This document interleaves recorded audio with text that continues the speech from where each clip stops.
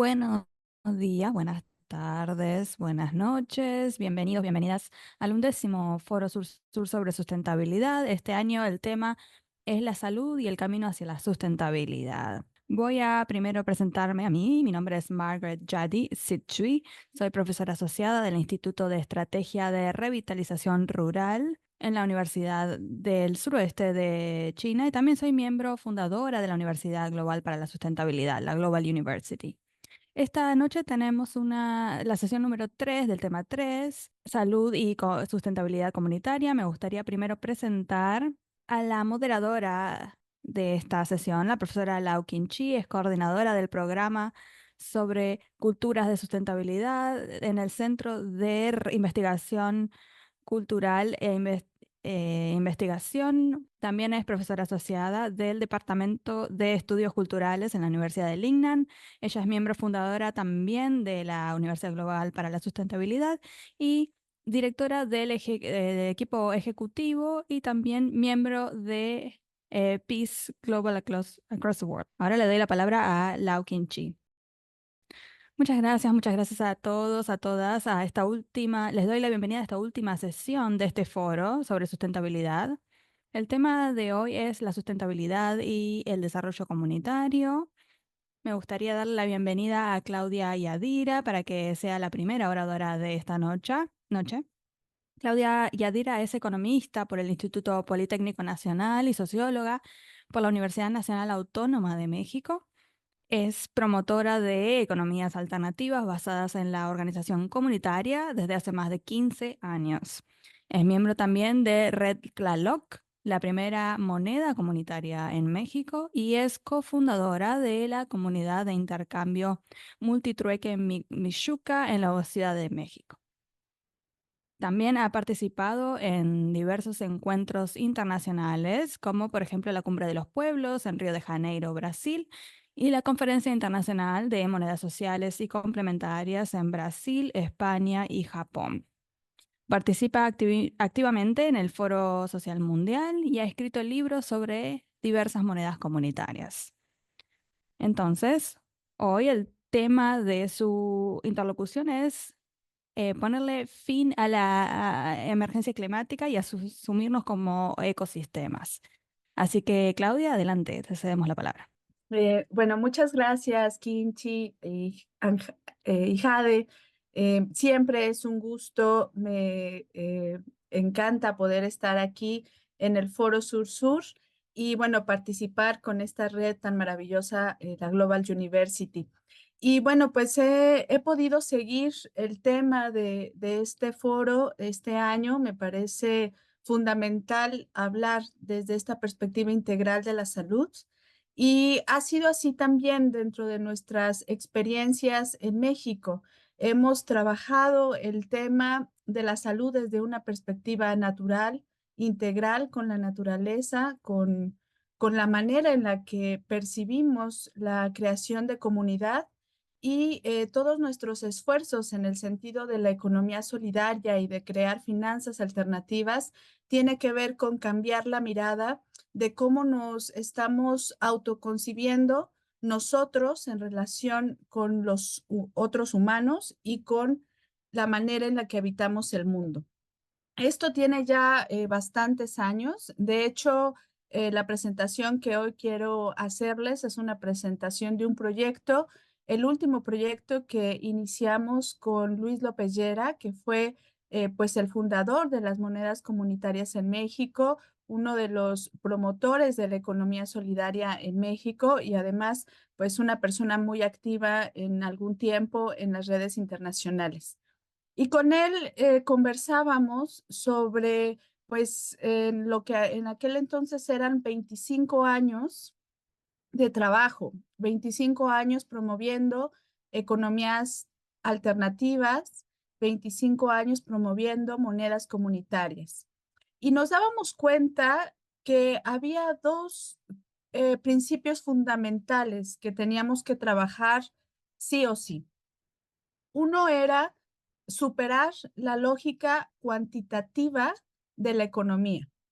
Es decir, que teníamos que acceder a pensar las relaciones económicas desde la abundancia y desde el compartir. Y un segundo principio básico que teníamos que trabajar era la relación con el territorio, o lo que nosotros llamábamos ecosistema. ¿Cómo nos concebimos nuevamente como parte de un ecosistema? Y a esta iniciativa le llamamos Ecomún. Y bueno, ahorita voy a compartir pantalla justo para presentarles esta iniciativa. Bueno, como les decía, una de nuestras reflexiones era pensar cómo nuevamente nos podíamos integrar y nuevamente ser parte de lo que nosotros llamamos ecosistema. Y sabíamos que teníamos que volver a encontrar significado en esta palabra ecodependencia, es decir, donde nuestra vida depende de relaciones armoniosas con todos los seres vivos en ese ecosistema. Y que ese ecosistema es una compleja organización de esos diferentes seres vivos y los cuales viven en completa interdependencia entre ellos nosotros. Entonces, para nosotros hablar de ecosistema tenía que ver con preguntarnos cómo volver a habitar nuevamente el planeta, cómo podemos, a partir de esa nueva manera de habitar el planeta, también ser parte de la transformación positiva, digámoslo así, de ese ecosistema. Bueno, y para entender la vida desde los ecosistemas, un reto importante era pensar distinto la geografía, no pensarla desde los estados-nación, no pensarla desde límites, impuestos, digámoslo así, sino más bien desde las propias relaciones de esos seres vivos, desde la idea, por ejemplo, de cuenca, desde la idea de río, desde la idea del valle, desde la idea de selva, etcétera. Recientemente, hace menos de un mes, estuve en Bolivia, en la parte de la Amazonía, participando en el Foro Social Panamazónico y me dio, bueno, hay problemas gravísimos, muy tristes sobre lo que está viviendo el Amazonas con la extracción de petróleo, las mineras, etcétera. Pero me dio mucho gusto encontrarme una comunidad de diferentes pueblos indígenas, de diferentes asociaciones y grupos que se autoadscriben a la Amazonía, es decir, que son parte de la Amazonía, y ellos están haciendo justo eso, están superando las líneas fronterizas de los países que conforman la Amazonía para ponerse de acuerdo y decir qué hacemos con este ecosistema, cómo lo conservamos. Entonces, a eso nos referíamos cuando pensábamos en que tenemos que crear organización y una manera de habitar el mundo más allá de las geografías y más bien guiarnos por los propios ecosistemas. A partir de acá, nosotros considerábamos que era fundamental la idea de un sujeto ecosistémico, es decir, este sujeto que tiene un arraigo territorial y no solamente se vive en se vive en ese territorio y se vive en la satisfacción de sus necesidades de lo que ese territorio le puede proveer. Es decir, sabe que del territorio come, que del territorio se sana, que del territorio se viste, que en ese territorio, gracias a ese paisaje, por ejemplo, crea arte o crea cultura, que gracias a ese territorio, pues puede pisar finalmente, ¿no? Pisamos tierra firme. Entonces, el habitante ecosistémico es una persona que tiene claridad sobre esa importancia de su vida en el territorio, en el ecosistema, pero también busca estas formas de habitar el territorio a partir de preguntarse cómo me voy a transportar, cómo voy a generar salud, cómo voy a generar cultura, cómo me voy a alimentar, cómo voy a vivir en ese territorio. y su activismo en defensa del territorio está en función justamente de esa manera de vivir arraigado al ecosistema. Para nosotros tratamos como de conceptualizar pues como estos elementos y veíamos que había 5 elementos fundamentales, por lo menos en lo que era este activismo ecosistémico que se estaba generando en México y los resumimos en estos 5 ejes. Economías alternativas, que son solidarias, ecológicas, cíclicas, algunos incluso hablan de economías azules, economías transformadoras. El segundo es los bienes comunes, que bueno, pues es básicamente eso, la defensa del agua, de la tierra, del aire, de las semillas, de los bosques, de las selvas. La soberanía alimentaria, por supuesto, que en el caso, por ejemplo, de las ciudades, pues está muy de la mano con huertos urbanos o con filosofías como la agroecología. La salud integral, que tendría que ser responsable y autogestionada. Y por último, la parte cultural, la comunicación, la educación, pues esta cultura libre y emancipativa. Bueno, y de estos ejes tenemos muchísimos ejemplos, por lo menos en México existen muchos activistas ecosistémicos que están trabajando en estos diferentes ejes.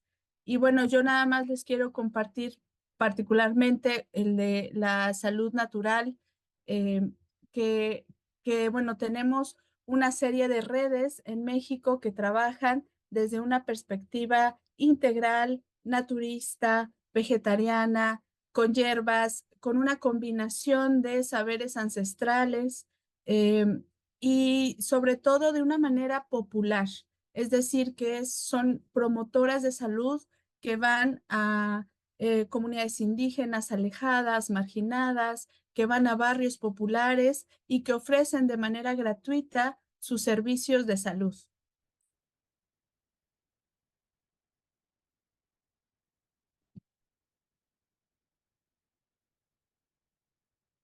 Bueno, y todo esto que les comparto tiene una perspectiva fundamental que es la perspectiva económica. Como les comentaba en un inicio, para nosotros ha sido importante que todo este tema ecológico y de salud esté vinculada con una herramienta económica y financiera. Nosotros no podemos creer que podamos generar relaciones sociales sanas, que podamos tener una relación con nuestro entorno sano, si estamos utilizando un instrumento para intercambiar, para comprar, para consumir, para vivir, que está lleno de sangre y que está fomentando la violencia, la competencia, la individualidad. Entonces, siempre ha sido fundamental que si queremos tener verdaderamente un cambio en nuestra forma de habitar, en el paradigma con el cual vivimos el mundo, tenemos que cambiar también las finanzas y tenemos que cambiar entonces el sistema monetario.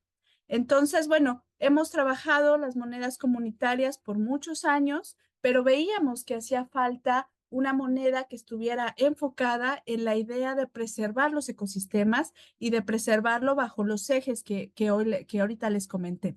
Y a esa iniciativa le llamamos Ecomún. Ecomún es una moneda que está circulando en México y que circula de una manera muy particular, porque lo que hace el Ecomún es que buscamos personas que quieran hacer donativos que se convierten en ecomunes y estos ecomunes se entregan a los militantes ecosistémicos, aquellas personas que están haciendo salud integral, que están defendiendo un territorio, que están haciendo economías solidarias, se les entrega en lugar de donativos en pesos, donativos en ecomunes. Y con estos ecomunes, estas personas pueden comprar alimentos, productos de salud, productos de higiene, en fin, los diferentes productos que tenemos en las redes de economía solidaria. De esta manera, de la economía solidaria, ayudamos a esas personas que están creando alternativas y que están defendiendo su territorio, hacemos un vínculo y al mismo tiempo la moneda del Ecomún se convierte, como les decía en un inicio, en una moneda basada en el compartir, basada en el don y también pues con esta intención de ayudar a quienes están preservando el territorio y quienes están creando estas alternativas de vida.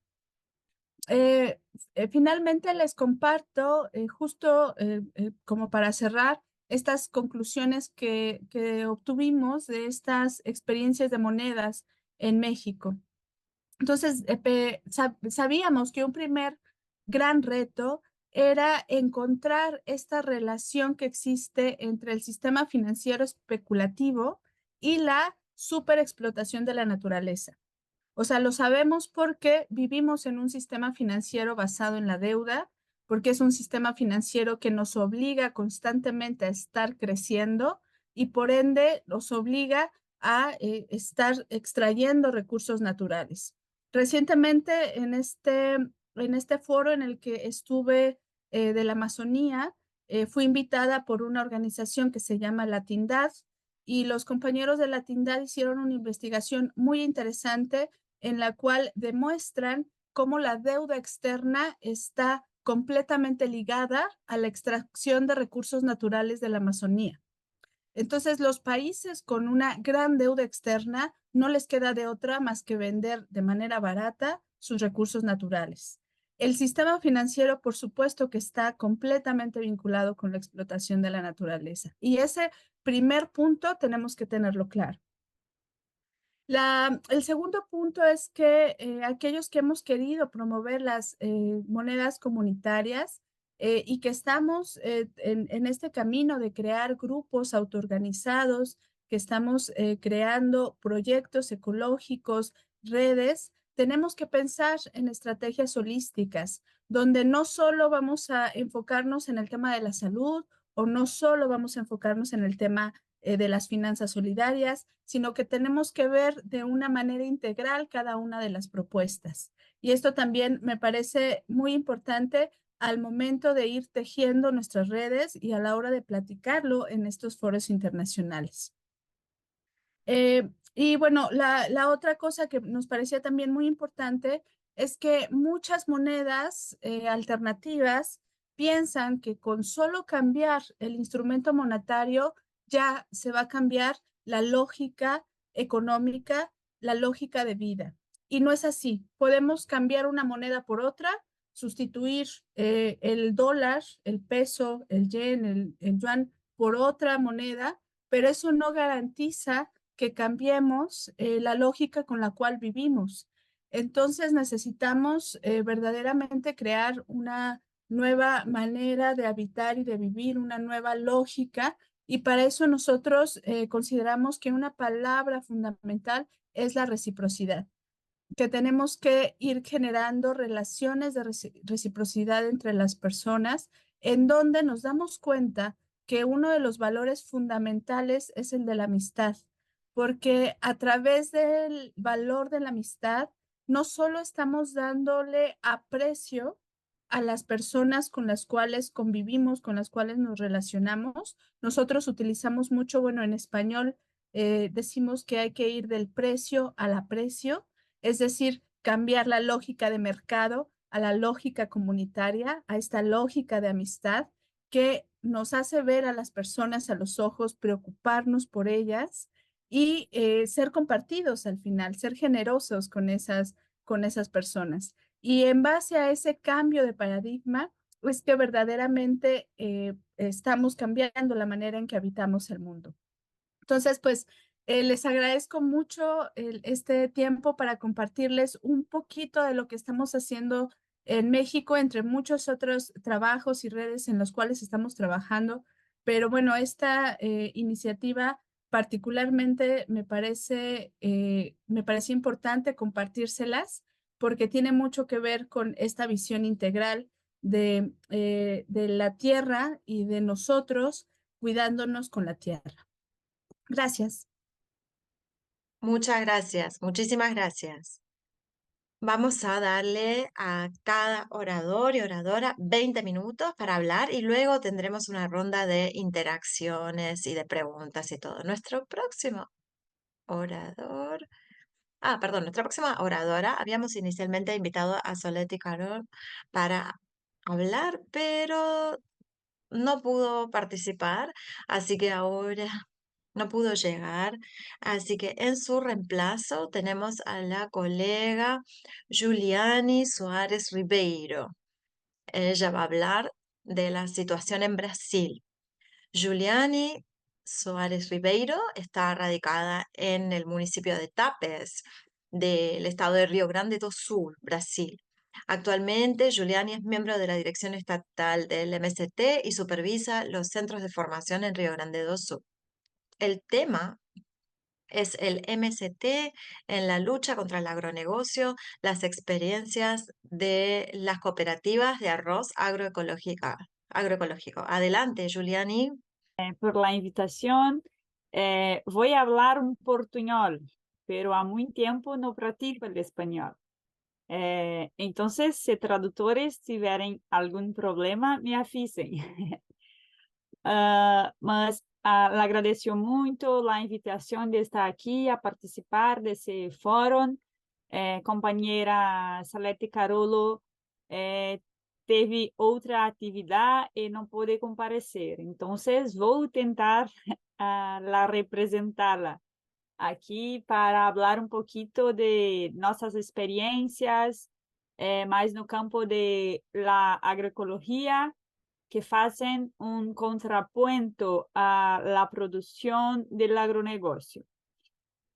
Então, falar deste tema de la saúde comunitária, la sustentabilidade, com foco, nesta produção agroecológica, é um desafio grandioso desde o cenário atual que estamos enfrentando em Rio Grande do Sul. Estado este, não sei se tienes acompanhado, pero foi drasticamente afetado pela crise climática. Em menos de um ano, já sofremos 3 inundações que arrasaram a cidade, devastaram vidas. Então, estamos em um cenário muito complicado acá em meu estado. Ao mesmo tempo, é um tema que está surgindo e que é necessário debater com profundidade e, sobretudo, com responsabilidade, por todo que a compa já hablaste, sobre o modelo de desenvolvimento, de desenvolvimento que está em marcha, que prioriza o lucro e o dinheiro, em detrimento da preservação da natureza, de los bienes comuns que pertencem a toda a humanidade. Então, esta crise climática que todo mundo enfrenta necessita nos interrogarmos sobre a vida que levamos, especialmente a nível coletivo da sociedade. Não é uma coisa individual, mas sim da coletividade, com um consumismo sem fim, devastação de los bosques, incêndios para criar pastos para o gado, desmatamento da biodiversidade em favor da produção de mercancias. Tudo isto nos levará a um futuro com grande pobreza, hambre e enfermidades. Pero entonces, a questão que fica é o que se deve fazer e o que está haciendo en mundo, en las comunidades, en especial en los territorios de asentamientos de la reforma agraria que abrazan la agroecología como una forma de producir una vida digna en el campo con respecto a la diversidad humana y natural. Entonces, acá buscaré apresentar las experiencias históricas de las familias asentadas en la región metropolitana do Rio Grande do Sul, que está baseada em la produção de arroz e de hortas agroecológicas. Vou comentar um pouco como funcionam nossos assentamentos para contextualizar um pouco a realidade que vivimos, ¿sí? Podes passar, Maísa. Então, os assentamentos no Rio Grande do Sul. Atualmente, nós temos 344 proyectos de asentamientos con 13.740 familias asentadas, envolvendo una media de 295.000 hectares. Importante decir que los asentamientos do MST são produtos da luta social que só foram possíveis a partir de uma política pública de la reforma agrária, pero ela só acontece através da luta pela terra. Então, os assentamentos são um espaço de disputa de los proyectos, né? Porque no vivimos en una isla isolada. Estamos en la sociedad con las contradicciones, entonces en nuestros asentamientos también tenemos esos espacios de disputa. Pode passar, Maísa.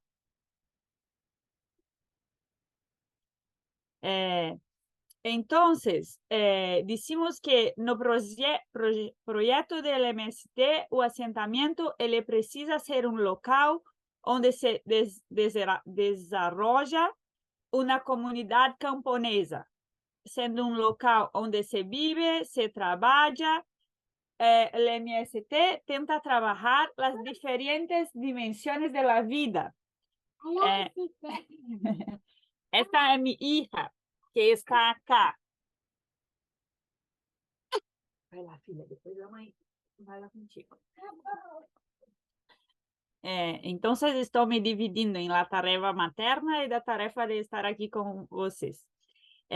Então, o MST está organizado em diferentes dimensões da vida, né? Como a educação, a formação de nossa juventude assentada, combinando escolarização, conhecimento técnico, político, ideológico, e principalmente com a organização das comunidades, né? Os assentamentos, as moradias, né? Estradas, ter água, e em especial também a produção.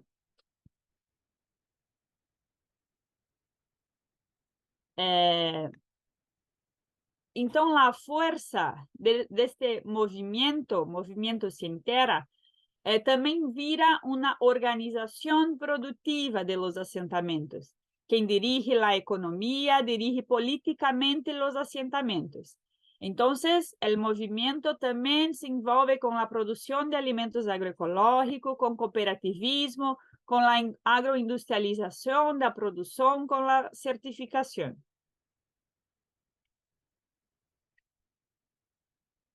Então, vou falar um pouquinho da produção do arroz e também da produção das hortas.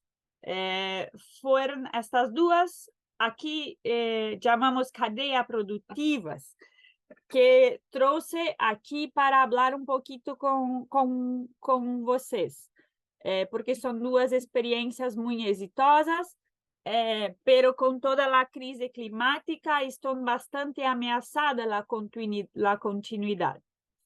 Entonces, la producción do arroz inició en 1998 y trouxe para el movimiento do Rio Grande do Sul ese debate y la práctica da agroecología. Entonces, ya inicia negando el pacote de agroquímico y la producción convencional que se tenía en nuestros asentamientos. Esta producción hace con que el avance en los asentamientos as mais distintas formas de cooperación entre las familias asentadas y también la industrialización de la producción, porque entendíamos que era un paso importante organizar la producción, mas necesitábamos avanzar también en toda la cadena productiva.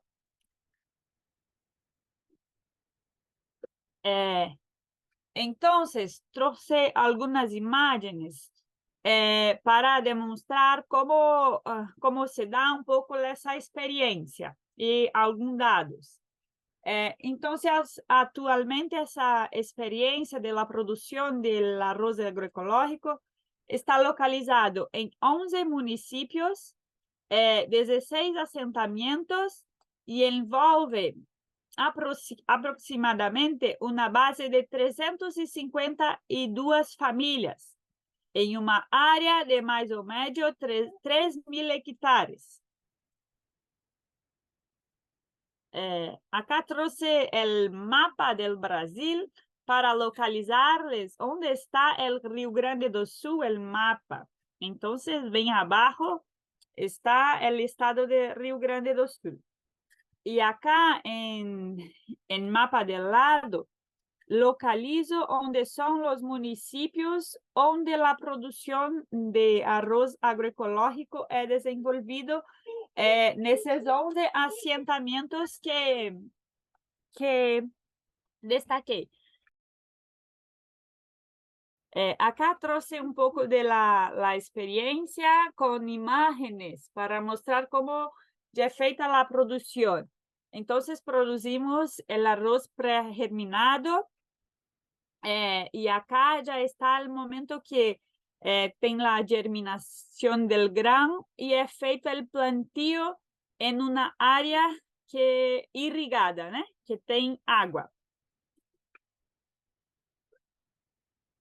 Aquí el arroz ya está en un proceso de crecimiento, ¿no? Entonces, vean que le sigue creciendo en las aguas, no es arroz de seco, es sí arroz irrigado.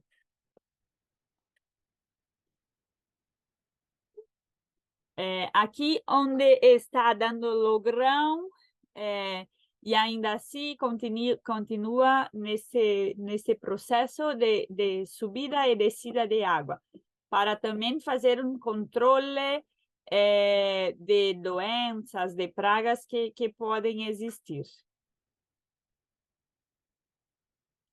Quando o grão ya está así, entonces es feito lo proceso de la colheita.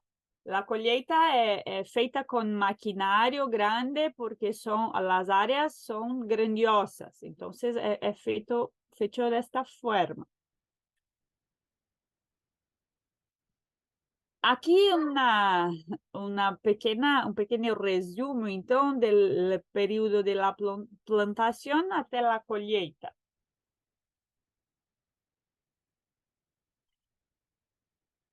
Como dije anteriormente, para nosotros fue muy importante desenvolvermos toda la cadena productiva.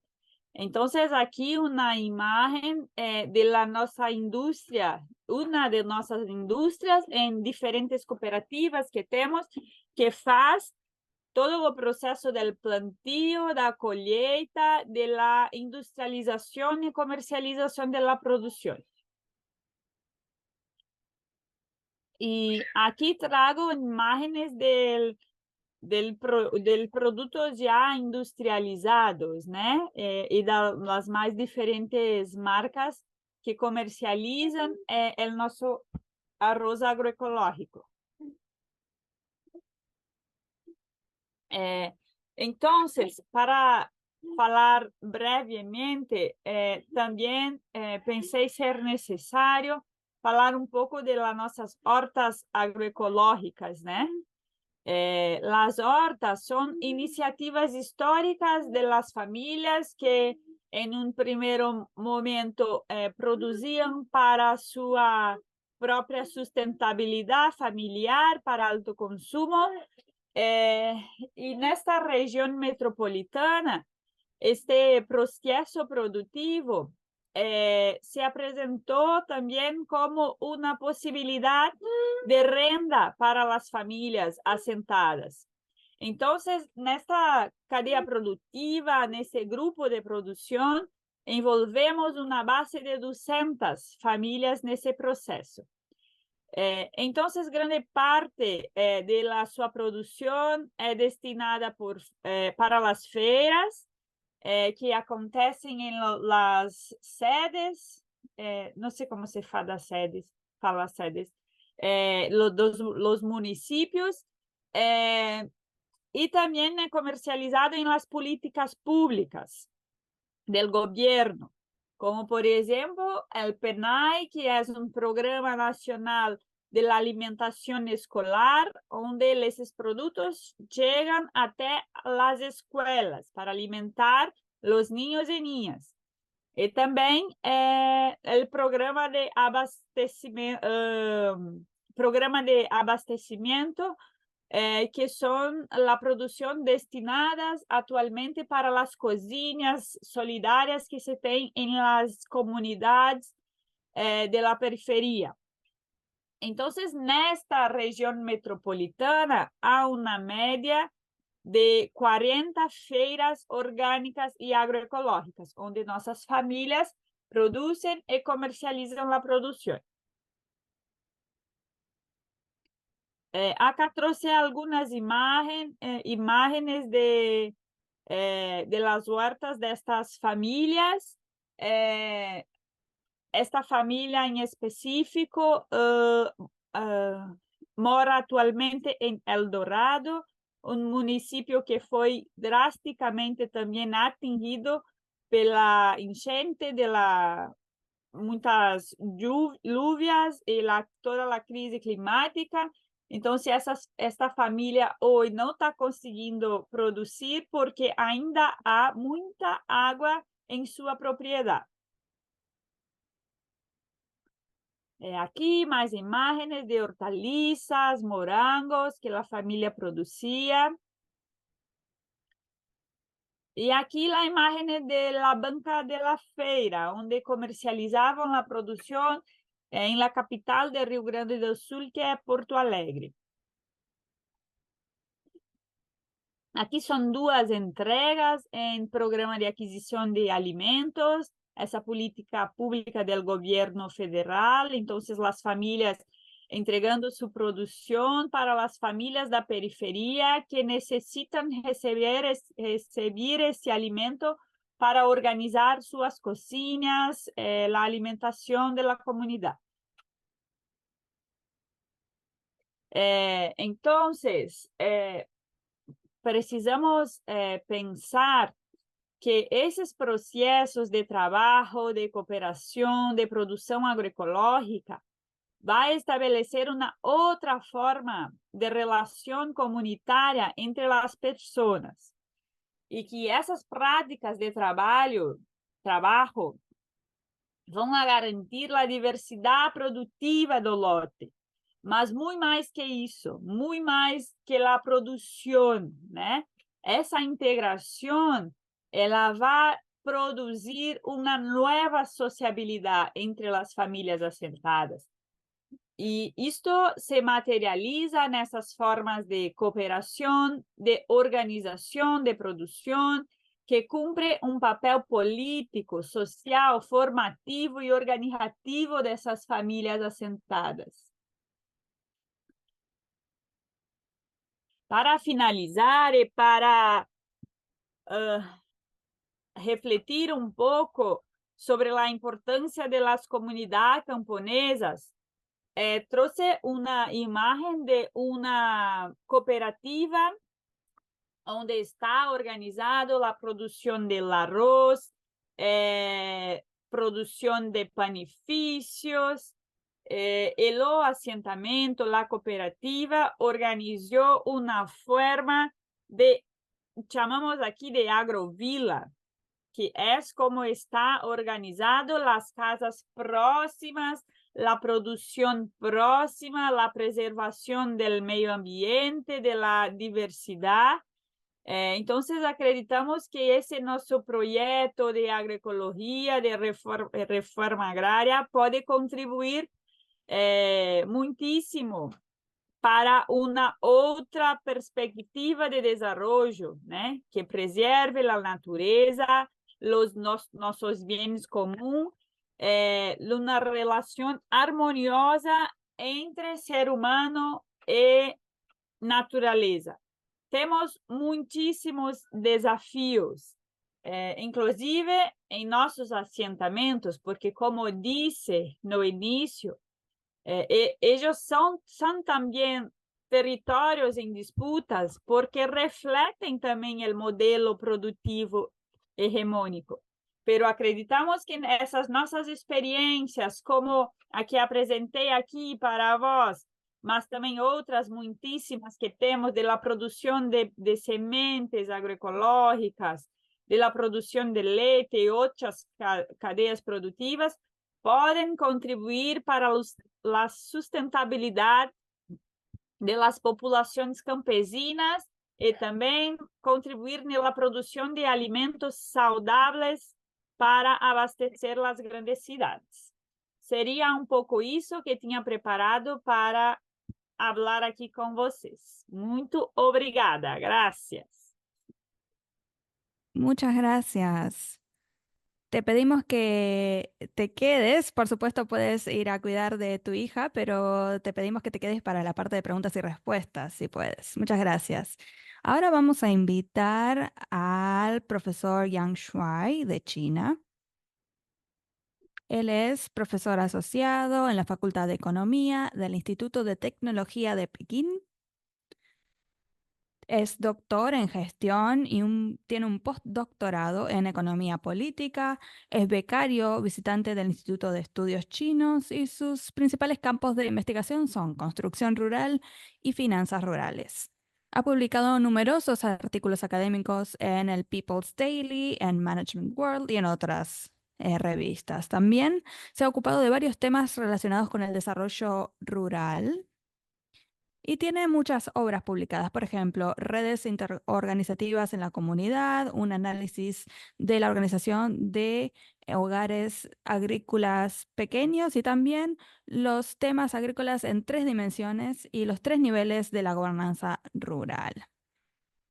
El tema que va a abordar hoy es el siguiente. El tema que va a abordar hoy es cambio digital y en la producción ecológica y el sustento de vida de las comunidades rurales. Profesor Yang Shuai, adelante. Gracias. Es un honor para mí estar aquí con ustedes, con amigos de otras partes del mundo, para hablar sobre la sustentabilidad y la salud. He aprendido mucho de las oradoras anteriores. He visto muchos casos muy interesantes que se están dando en diferentes partes del mundo. Yo ahora vivo en Beijing. Son casi las 10 de la noche en Beijing. Y creo que en algunas partes del mundo ustedes todavía están atravesando el día o comenzando el día. Cuando yo supe de esta conferencia, supe que iba a haber muchas personas de diferentes partes del mundo en diferentes usos horarios, pero tengo una imagen en mente que tiene que ver con la economía del desarrollo. Es, eh, es una imagen que tiene que ver con las luces. Hay muchas luces en los países del norte en este momento y pocas luces en los países del sur, ¿no? Por el horario. Esta imagen nos muestra la diferencia justamente de desarrollo entre lo que se considera norte global y sur global. Esto es un estereotipo, ¿no? Cuando las luces están prendidas, esto significa un alto nivel de desarrollo.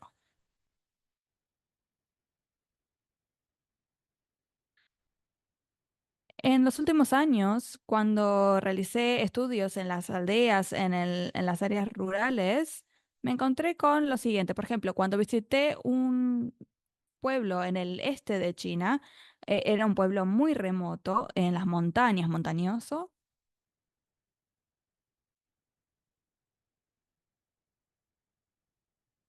Y en este mundo de urbanización, de industrialización, bueno, no cabe, no tiene ningún tipo de desarrollo o ventaja económica, pero esa es la razón exacta por la cual tienen un medio ambiente mucho más saludable. De noche se pueden ver las estrellas claramente en el cielo y y por lo tanto hay muchas personas que van a los pueblos para poder mirar el cielo.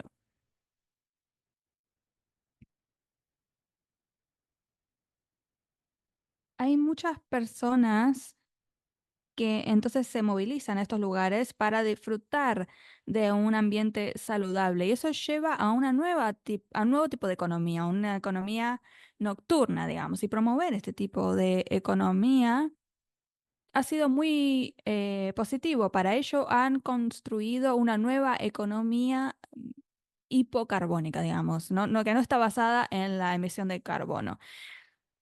La luz que vemos en los países del norte proviene justamente de las lámparas, ¿no? De las luces, y esto puede generar mucha polución. Sin embargo, en estos lugares también se puede ver luz durante la noche, pero es completamente natural y es mucho mejor para el medio ambiente. Entonces, esto es lo que se denomina economía nocturna, digamos, porque consume muy poca energía. Y durante el día se utilizan el sistema solar de energía para poder almacenar electricidad y durante la noche pueden consumir esta energía y la energía natural. Entonces, a partir de este ejemplo, quiero hablar de este tema. El alto consumo energético, la polución y la industrialización y el desarrollo de urbanización no es sustentable. Especialmente en este mundo digitalizado, en esta era de la digitalización. La digitalización está afectando el desarrollo económico en todos los aspectos posibles. Los límites geológicos o geográficos se han roto completamente. Hay lugares remotos con personas que están alejadas, están remotas. Entonces, tenemos un enorme potencial para mejorar el desarrollo económico de forma sustentable en la era de la digitalización y es por eso que quiero hoy compartir con ustedes estas reflexiones. Un cambio digital y la producción ecológica en las vidas de las comunidades rurales. Quiero remontarme a los métodos de producción en los siglos pasados. Esto creó exclusión. De acuerdo a Marx, según Marx, el capital es dinero que se aprecia continuamente. El proceso de producción capital sigue esta apreciación y se convierte en capital. Y cuando entra en la vida familiar, se convierte en una fuente de consumo.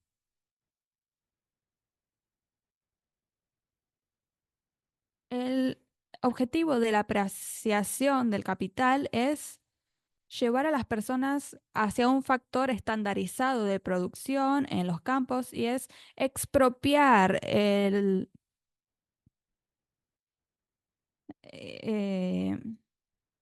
expropiar sus bienes. Y esto es algo que hemos visto en los últimos siglos y se da en las economías occidentales a través de la burocracia. La apreciación del capital es la lógica central, llevando adelante la producción y el objetivo de esta apreciación se transforma en diferentes indicadores que se dan a todos los niveles económicos. Esto se da a través de competencia de organizaciones o de empresas. Los indicadores financieros, en cambio, tienen que ver con los mercados de capital. Estos mercados están en la punta de la pirámide de este sistema. en- y tenemos los mercados occidentales en la punta y esto afecta a los PBI. Este proceso de producción es esencialmente uno que impacta el medio ambiente. Estos individuos se transforman en factores y en herramientas dentro de una maquinaria por fuerza de la vida y del consumo. Es por eso que tenemos consumismo. Este consumismo lleva a una cultura de comida rápida y esto tiene una calidad negativa y es negativo para el medio ambiente. Esto lleva a la formación de un mecanismo de verticalista. Las personas no se interesan por la calidad, solo quieren buscar bajos costos y producir a gran escala para obtener mayores beneficios.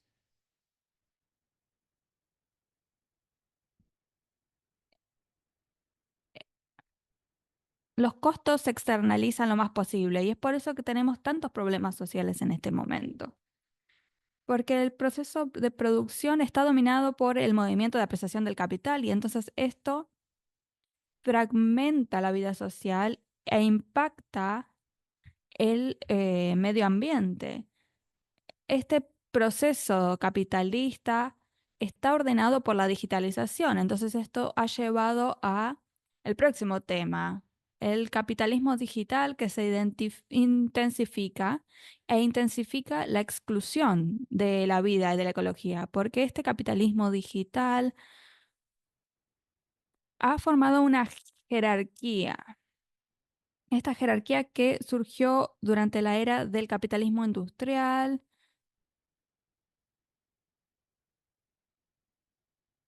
El capitalismo digital generó una plataforma en donde las empresas están en el centro de esta estructura y esto se ha conectado.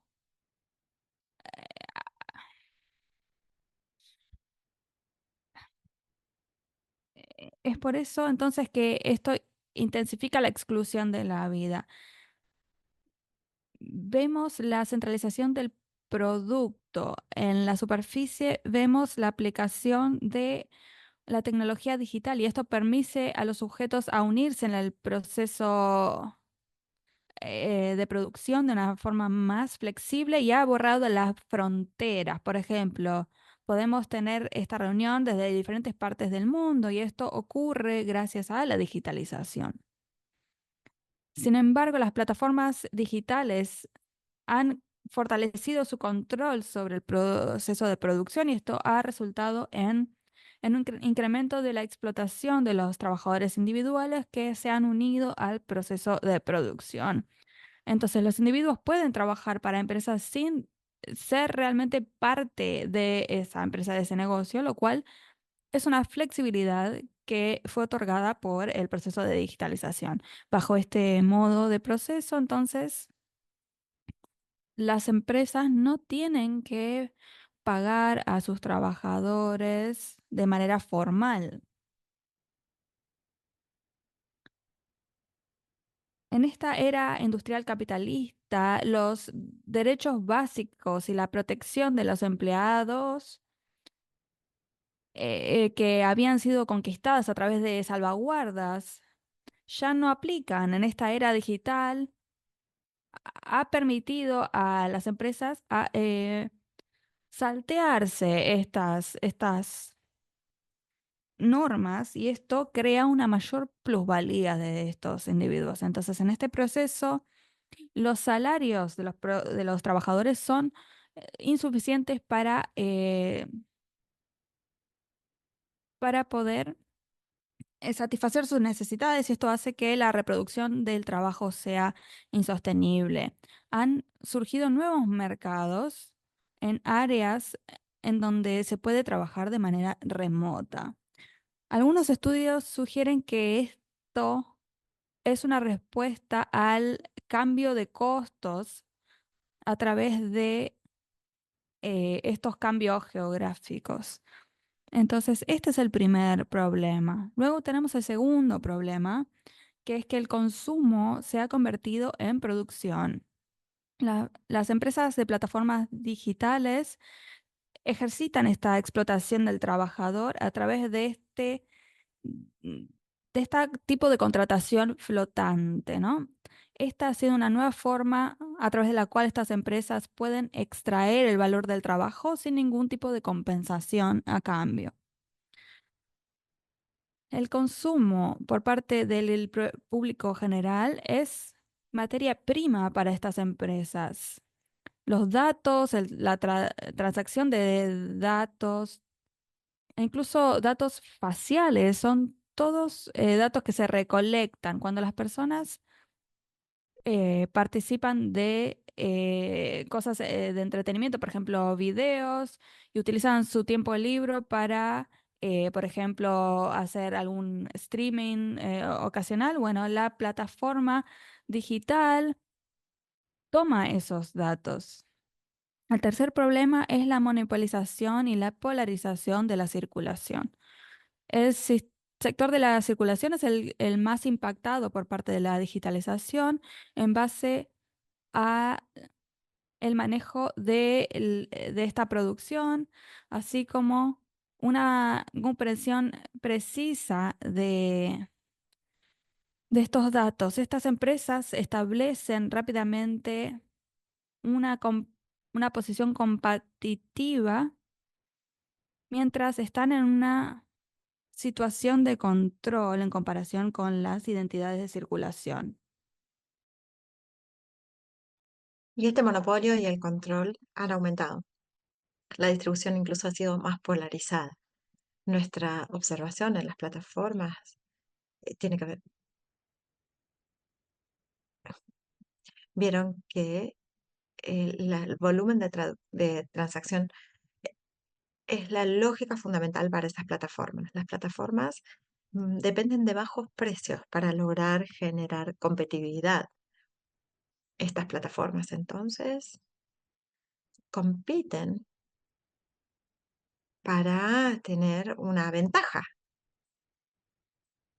Por esto hay muchos grupos y plataformas en este momento y han negociado y tienen una ventaja frente a los distribuidores. Podemos ver entonces que los productores solamente pueden bajar la calidad para poder aumentar sus ganancias. Algunos de ellos utilizan pesticidas y químicos y el daño será realizado sobre el ambiente y los ecosistemas. En lo que es la seguridad alimentaria, los buenos productos con mayor calidad serán excluidos del mercado tarde o temprano, porque la mayor parte de los consumidores que que son sensibles a los precios van a apuntar a precios más bajos, a productos con precios más bajos. Por esto, en las plataformas de compras, los precios son transparentes y la mayor parte de los consumidores tienden a comprar los productos más baratos porque les importa más el precio que la calidad. Priorizan el precio por sobre la calidad. Luego, la producción va a ser incluso peor. Las plataformas entonces utilizan las tecnologías digitales e intensifican la cadena de producción y hacen mejor uso de los productos para poder ganar más capital. Esta cadena, entonces, de generación de ganancias y estas técnicas, lo único que hacen es llevar a una baja de la calidad de los productos. La mayor parte del dinero fluirá hacia las industrias que necesitan mucho dinero. Las plataformas de compras y las plataformas digitales tendrán un control centralizado por sobre los productos y las fuerzas de trabajo. Las fuerzas de trabajo serán subyugadas. La producción y las vidas de las personas también serán incluidas dentro de la tecnología digital y de la producción. Habrá más desechos y habrá también más daño ambiental. La producción capitalista digital excluirá la buena calidad de la producción y de la vida misma. ¿Deberíamos estar infelices por esto? No, las cosas, también hay cosas promisorias, pues las comunidades también pueden albergar las tecnologías digitales y podemos transformar el uso con la tecnología blockchain y la inteligencia artificial. Tenemos el Internet de las cosas, tenemos todas estas transformaciones técnicas, la transformación digital. Entonces la filosofía será la descentralización y se pondrán centrar las cosas en las comunidades, pero este marco de descentralización estará rodeado de comunidades. La descentralización es muy famosa y muy popular. Tiene que ver con las comunidades autoorganizadas. En esta comunidad, si- la gente estará rodeada de una pequeña comunidad y de un grupo y podrán poner sus propias reglas en forma de capitales encriptados. Y esto podrá entrar al blockchain. Y este pequeño grupo tendrá su propio camino, será autosuficiente. Y la inteligencia artificial va a bajar el umbral de la tecnología blockchain y va a ayudar a la gente a poner modelos para después poder subirlo al blockchain. La filosofía más creativa está en la inteligencia artificial y la fuerza laboral ya no será suprimida y, y podrán ser autosuficientes con el uso de blockchain y de estas tecnologías. En relación al Internet, los espacios creativos, los espacios virtuales estarán conectados entre sí gracias al Internet de las cosas. Todas estas tecnologías descentralizarán a los productores y crearán un nuevo tipo de marco de distribución y reemplazarán los mercados centralizados de acumulación de ganancia, y cada comunidad será un productor autogobernado, va a poder contratar sus propias fuerzas de trabajo y podrá ganar dinero por sí mismo. Esa es la fuente del capital y la fuente del valor en el futuro. Y los modos de vida estarán cercanos a la capacidad productiva de las personas. Se va a realizar la producción para poder encontrar valor y ganar suficiente dinero para poder sostener sus propias vidas. Este tipo de monedas entonces será solamente como un token para lograr intercambiar por otras cosas, por comida y otras cosas. Todo va a tener entonces que ver con la autosubsistencia y las necesidades de la vida. El periodo del mercado capitalista terminará en el futuro cercano. La producción, los lugares de producción van a ser en los propios lugares de vida. Y la comunidad será la base.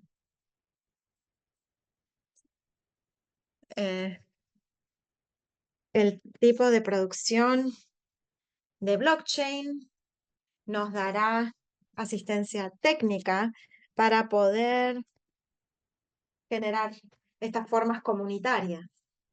En China, muchas industrias, tecnologías. Tenemos influencers y bloggers, ingenieros, científicos que están utilizando tecnologías y conocimiento, su conocimiento experto, para poder traer esta nueva tecnología a las áreas rurales, y están ayudando a la revitalización rural con sus propios conocimientos y capacidades. Por ejemplo, en China hay una comuna de nómades digitales. También tienen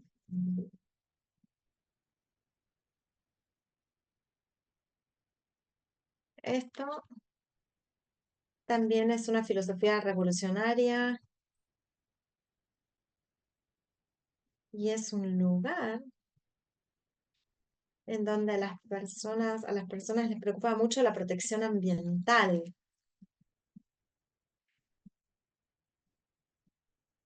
Y establecimos un programa global de asociaciones. Y todo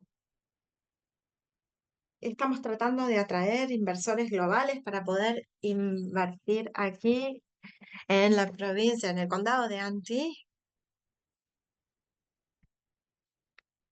En 2023 tuvimos 1.400 nómades digitales que vinieron al condado Antioch. Algunos utilizaron sus herramientas para poder hacer el trabajo de packaging de productos. Otro ejemplo también es en la provincia de Fujian, en China. Hay muchos pueblos antiguos allí. La mayoría están protegidos muy bien y muchos jóvenes artistas se ven atraídos por esos lugares. La mayoría nacieron en los 90 y son muy jóvenes. Luego de graduarse, buscaron trabajo en ciudades.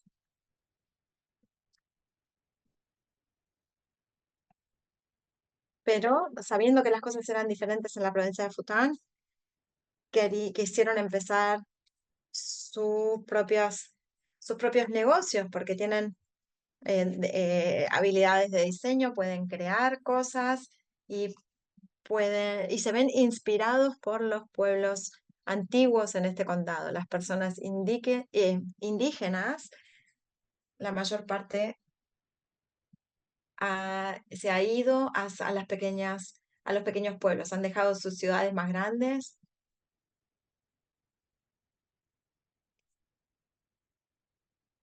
y tratan de rediseñar las características de los pueblos más antiguos para volverlas más apropiados para el interés de los jóvenes, las nuevas generaciones, y venden productos culturales con mejores paquetes, empaquetamiento, y los vuelven productos más creativos y pueden vender este tipo de productos en Internet. Conozco conozco una persona que nació en los 90, es una joven mujer graduada de una universidad muy prestigiosa que habla inglés.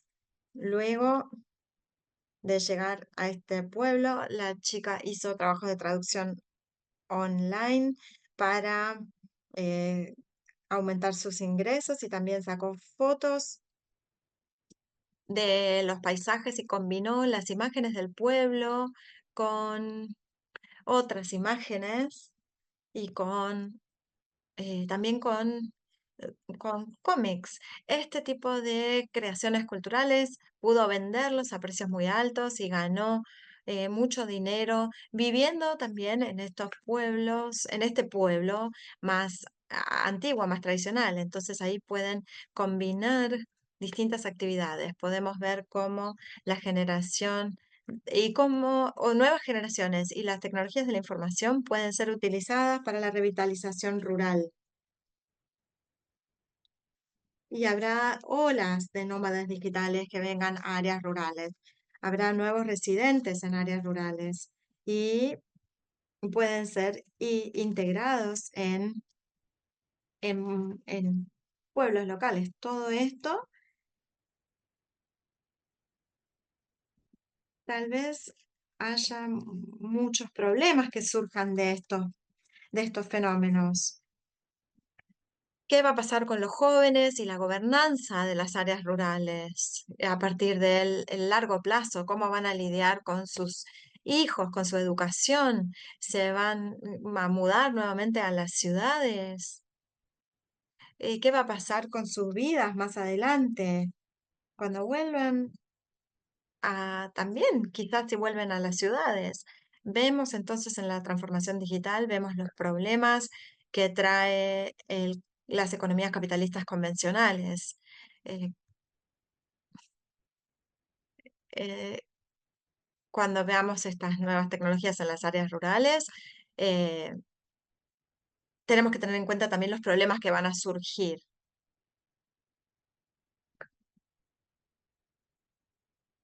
Voy a concluir ahí mi presentación. Muchas gracias. Es muy interesante ver cómo ha estado sucediendo todo esto.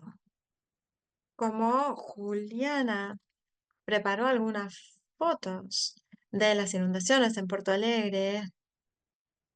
Perdón, Juliana preparó algunas fotos sobre las inundaciones en Porto Alegre, pero tiene que cuidar a su hija, por eso se tiene que ir. Pero Maisa quizás puede tomarse 2 o 3 minutos para mostrar el PowerPoint con las fotos y ya de también si puedes leer tu pregunta para que los participantes sepan cuál es la pregunta.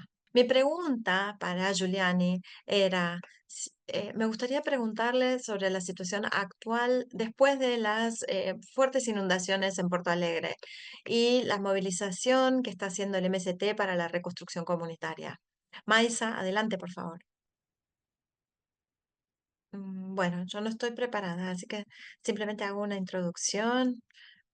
Yo no soy de Río Grande do Sul, pero estuve siguiendo las noticias porque hubo una inundación enorme en Brasil, la más grande que ha tenido Brasil en todos los tiempos. De hecho, esta región en Brasil, el Río Grande do Sul, ha estado enfrentando este problema de inundación desde hace 2 o 3 años y este es el resultado, por supuesto, del cambio climático. Río Grande do Sul es uno de los estados más grandes de producción de arroz de toda América Latina. Esta es una situación entonces muy triste porque por un lado tenemos el MST y otros productores orgánicos que están haciendo, como dice Giuliani, están produciendo arroz orgánico, arroz saludable, pero por otro lado tenemos el agronegocio, tenemos la producción de grandes cultivos y esto nos está mostrando que tenemos que cambiar nuestra forma de producción y tenemos que cambiarlo ahora. Estas son unas fotos que nos mandó, que compartió con nosotros Giuliani hoy.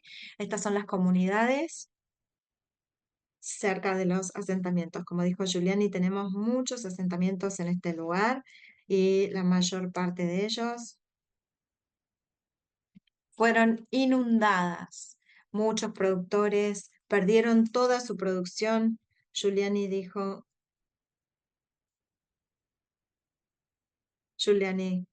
mos- nos habló sobre los productores que están produciendo comida saludable y fueron inundados. Esta primera foto también nos muestra que hubo muchos animales que murieron en la inundación. Son fotos muy tristes. Y estas fotos que envió Giuliani, que compartió con nosotros, esta primera es el trabajo voluntario, muestra el trabajo voluntario que el MST estuvo haciendo en las comunidades alrededor de los asentamientos. Les voy a mostrar algunas fotos de los asentamientos mismos. Creo que este es el asentamiento donde vive Giuliani. Como pueden ver, esta es la situación después de la inundación. Estos son unos utensilios de cocina y pueden ver mobiliario doméstico y ahora todos cubiertos por el agua. Aquí, esto es Tierra Libre, es una de las marcas que comercializa el arroz en todo el país y también para exportación. Y aquí pueden ver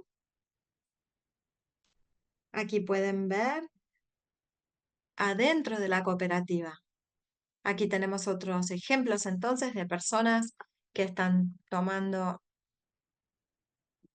la gente que está ayudando a limpiar, a reorganizar. Aquí hay una familia en el asiento y afuera están todos los muebles. Desafortunadamente han perdido todos los muebles. Solamente algunos muebles han podido ser salvados. Aquí también están tratando de limpiar la cooperativa Tierra Libre. Aquí podemos ver por las marcas en la pared hasta dónde llegó el agua. ¿Lo ven? Es realmente demasiado alto, cubre prácticamente todo. Eso es todo. Era simplemente un poco de lo que me mandó Giuliani, de las fotos que mandó Giuliani, y ahora están reorganizando con solidaridad, con trabajo voluntario, están organizando y reorganizando la vida en las comunidades y la vida en los asentamientos y en las cooperativas. Nuevamente, en este momento tenemos que enfrentar este desafío. Estas inundaciones están sucediendo cada vez más, con más frecuencia y con más fuerza que antes. Esta es la situación entonces que tenemos que enfrentar y, y realmente no sé cómo vamos a poder hacerlo. Listo. Muchas gracias, Maísa. Muchas gracias por mostrarnos las fotos y darnos algunas actualizaciones sobre este enorme sufrimiento de los agricultores, los campesinos y la gente en general en Brasil. Sabemos que esto está ocurriendo en muchas partes y también el tiempo extremo se ha manifestado tanto que todos los años la temperatura rompe un récord. Hemos tenido muchísima lluvia en Hong Kong. También tuvimos un clima muy, muy caluroso en el norte de China. Y leí ayer una noticia que decía que hizo 81 grados Fahrenheit en el norte de China en un momento. Perdón, no Fahrenheit, Celsius, 81 grados. Entonces, la cuestión del colapso climático ha sido una de las grandes preocupaciones, si bien no hemos abordado demasiado esto en este foro de este año, pero creo que también tenemos que enfocarnos más en cómo podemos ser ahorrativos, ¿no? Cómo podemos hacer nuestra parte para intentar lidiar con estos temas.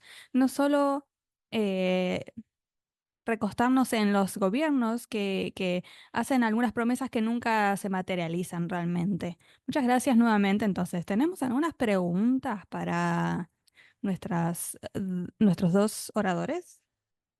Si tienen alguna pregunta que quieren hacer de manera oral, pueden levantar la mano, ya sea que estén como panelistas o si quieren, si alguien del público quiere decir algo, levante la mano simplemente y les vamos a dar la posibilidad de silenciarse para poder hablar. Hemos visto muchos ejemplos de modos de vida sustentables en los pueblos, pero ustedes han mencionado espacios urbanos que parecen mucho más difíciles. ¿Podrían explicarnos un poco más sobre los esfuerzos por hacer que los espacios urbanos sean sustentables ecológicamente? El profesor Cesenia ayer también habló de la naturaleza problemática de los megaproyectos. ¿Qué se puede hacer para organizarse horizontalmente para resistir a estos proyectos con otras comunidades en la región? Gracias, Simon.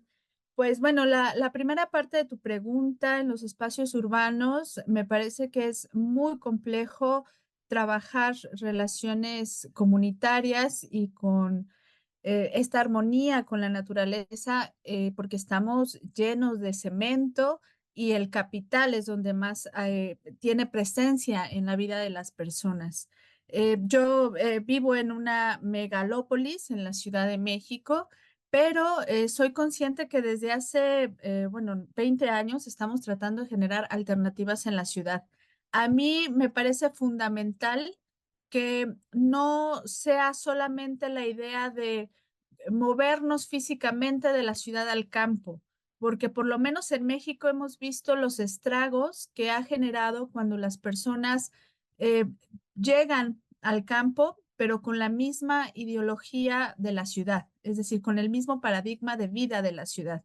Y lo que generan verdaderamente son desastres ecológicos en el campo. Entonces, para mí, realmente lo que tenemos que mover es la conciencia antes que el cuerpo. Y por eso es fundamental que en la ciudad aprendamos a vivir de una manera diferente.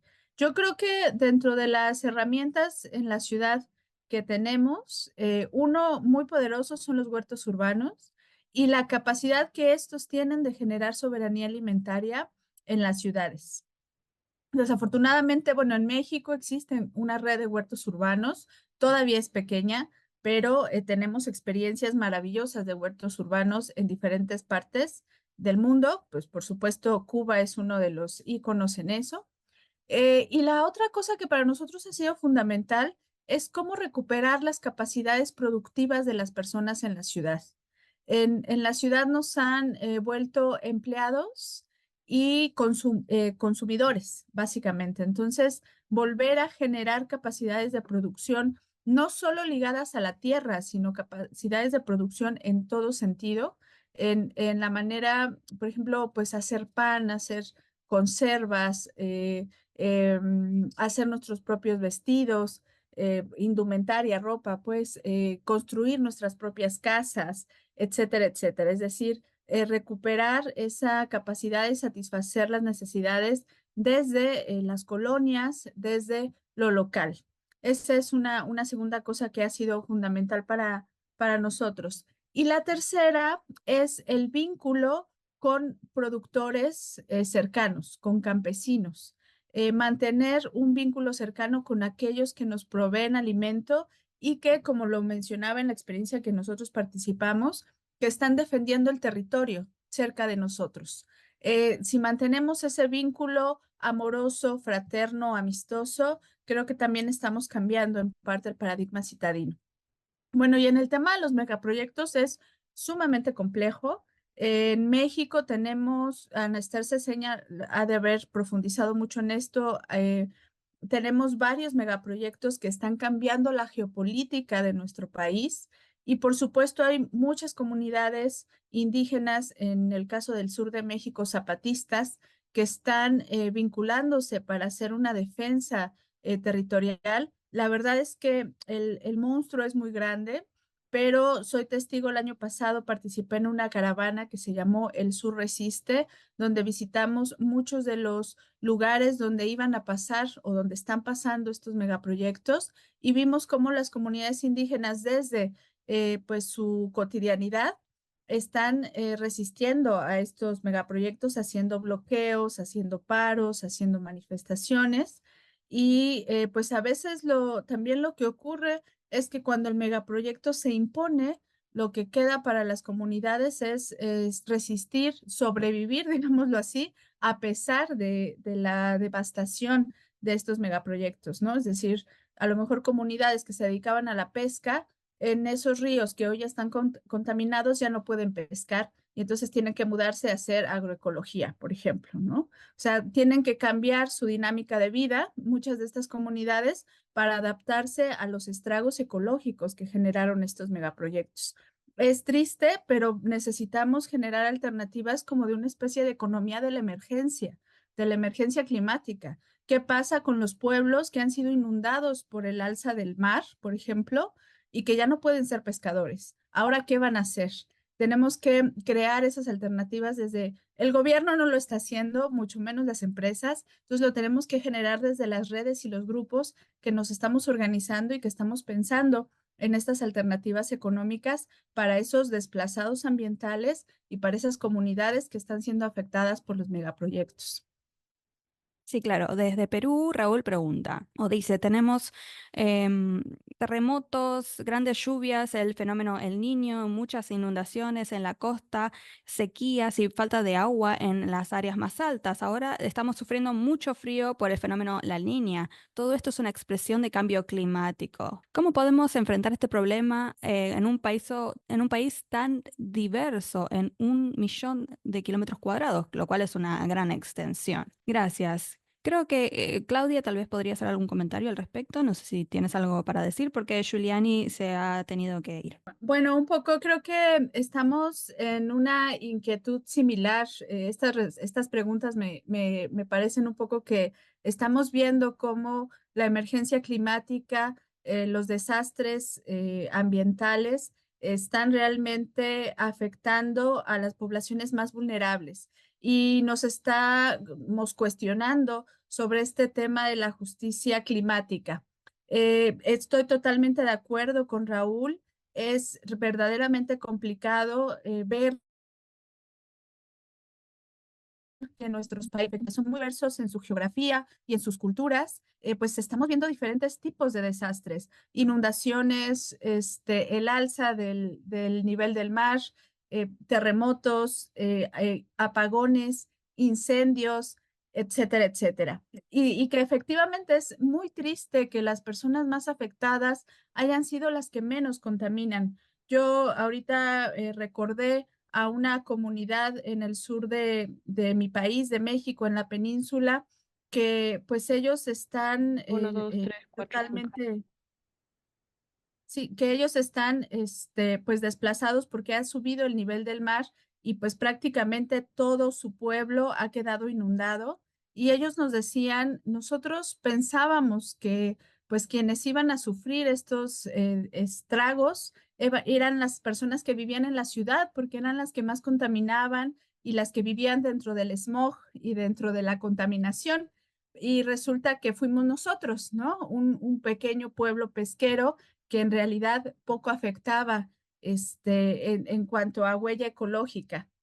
Entonces, sí, esa parte me parece, pues, no solo triste de una injusticia tremenda, y sí creo que lo que tenemos que estar trabajando desde las personas que estamos creando estas alternativas y estamos analizando este tipo de situaciones es justamente cómo podemos, pues, crear lazos de solidaridad entre pueblos con estas personas que cada vez van a sufrir más la emergencia climática, ¿no?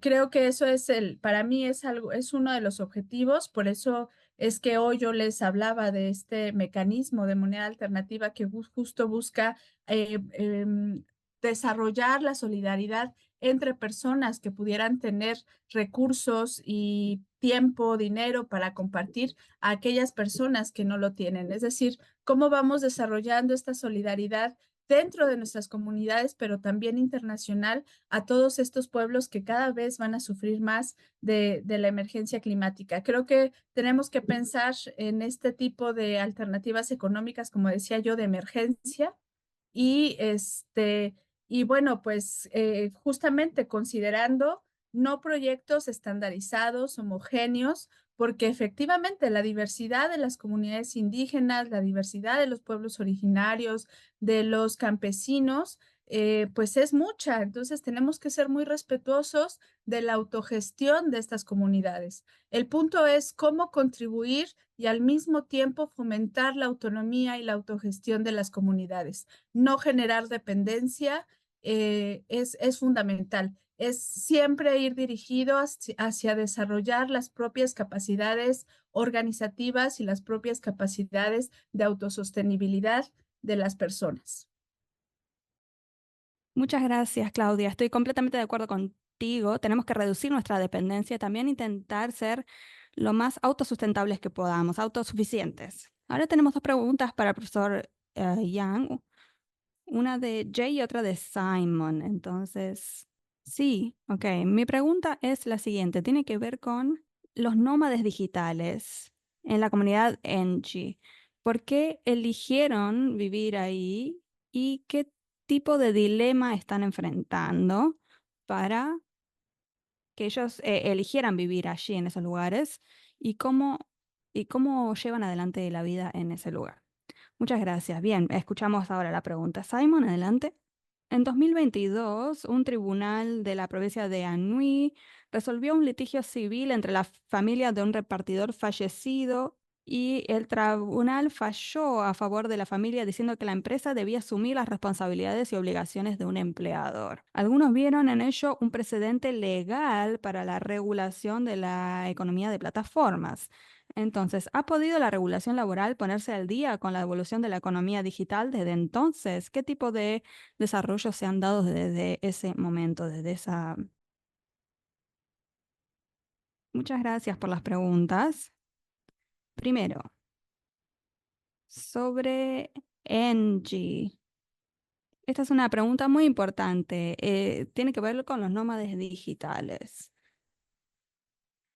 ¿Cómo pueden integrarse en la producción de esta comunidad? Los estudios globales muestran que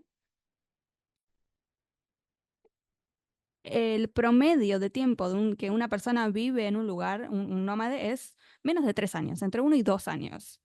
Entonces, la mayoría de estos nómades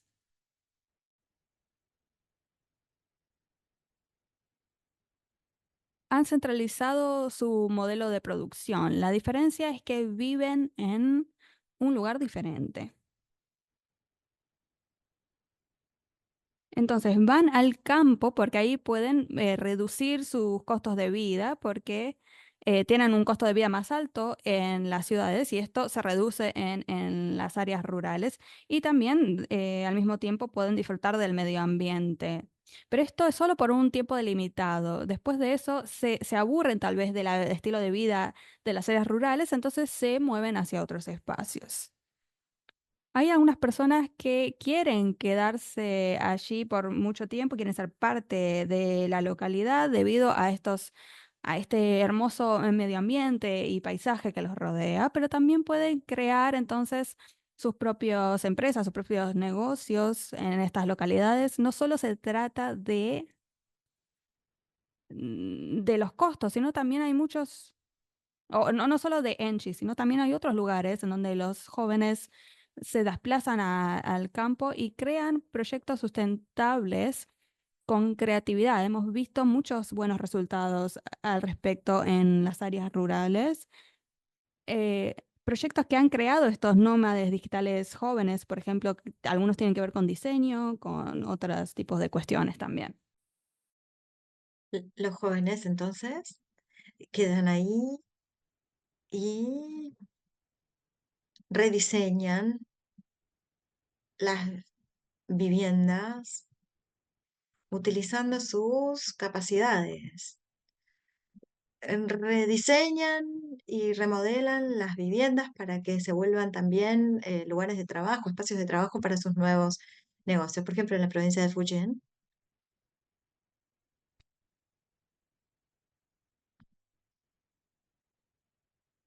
un habitante, al cambiar la casa, también la novia se mudó, también los padres y los niños se mudaron ahí y se quedaron ahí, porque ese lugar se volvió un espacio amable, amigable para su emprendimiento. En el futuro, creo que los nómades o estos jóvenes que pueden quedarse ahí como nuevos pobladores enfrentarán nuevos problemas, algunos de los cuales mencioné al final de mi presentación. Tal vez sigan enfrentando algunos desafíos en la vida cotidiana, porque los nómades digitales son jóvenes hoy, pero cuando tienen niños, necesitan mayores recursos económicos, educativos para sus hijos, y aquí podemos ver que los recursos educativos en las áreas urbanas son mejores que en las áreas rurales. Entonces eso va a generar problemas o cambios cuando por ejemplo, los nómades digitales envejezcan, también van a buscar más oferta de servicios de salud, tal vez vuelvan a migrar a las ciudades. ¿Cómo podemos lidiar entonces con los problemas hacia el futuro? Este es un problema que tiene que resolver también el gobierno, tiene que contribuir a resolverlo. Tenemos que mejorar la infraestructura y los ambientes en áreas rurales para poder atraer y también mantener el talento joven en las áreas locales, porque esos nómades digitales, esos talentos de jóvenes digitales, nómades digitales, pueden traer nuevas cuestiones a la producción y a las cadenas productivas en las áreas rurales. Entonces hay que encontrar soluciones a los problemas para retener a este talento y a estos nuevos pobladores. Lamento que no conozco bien el caso que mencionaste en tu pregunta, pero para las plataformas digitales, ¿cómo deberían las leyes laborales, las leyes contractuales, localizarse y ser eh, aceptables para este marco nuevo. Hoy tenemos un marco legal abarcativo y nuestras plataformas digitales también están haciendo todo de forma legal. Pero el problema es que las plataformas digitales crean un nuevo tipo de sistema de contratación que va más allá de la regulación anteriormente usada. Es decir, ya no hay acuerdos entre empleadores y empleados. Hoy las plataformas digitales están creando otro tipo de trabajadores.